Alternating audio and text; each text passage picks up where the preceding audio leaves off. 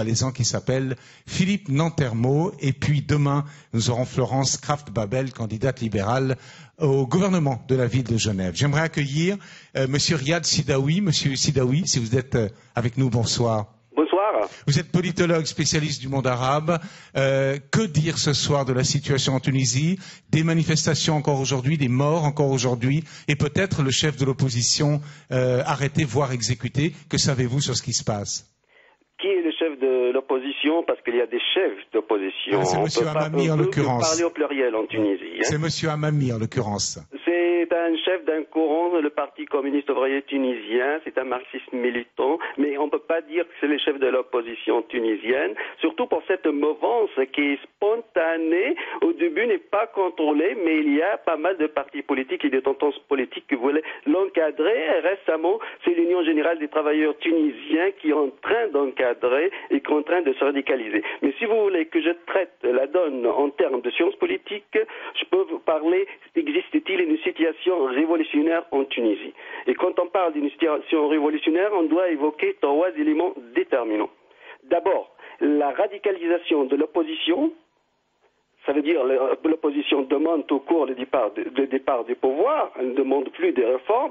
Deuxièmement, un élément très très important, ce sont les divisions au sein des élites au pouvoir. Troisième élément qui est déterminant là, c'est la neutralisation ou la trahison de l'armée vis-à-vis de son État. Alors, Monsieur Ridaoui, prenons le deuxième élément que vous nous indiquez, une discorde au sein des élites. On a vu par exemple que le ministre de l'Intérieur avait été limogé. Est-ce que c'est un fusible qui saute? Est-ce que ça va suffire à Ben Ali à sauvegarder son régime?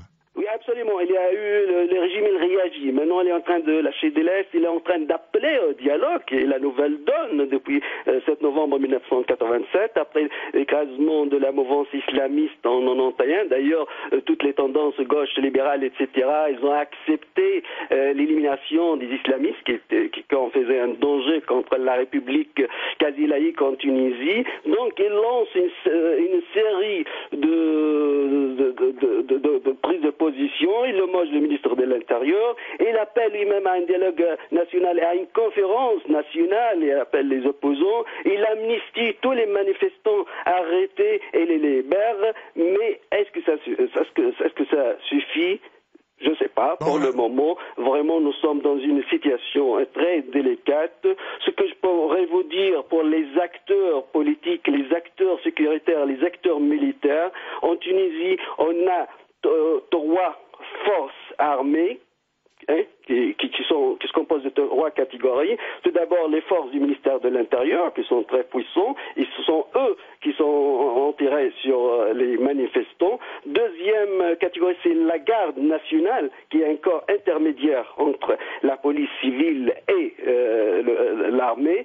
Puis, il y a l'armée nationale, qui n'a pas tiré sur les manifestants, et dans certaines villes, il a même protégé les manifestants contre la police. On voit bien sur Facebook partout que les foules applaudissent l'armée, ils disent vive l'armée et vive les militaires.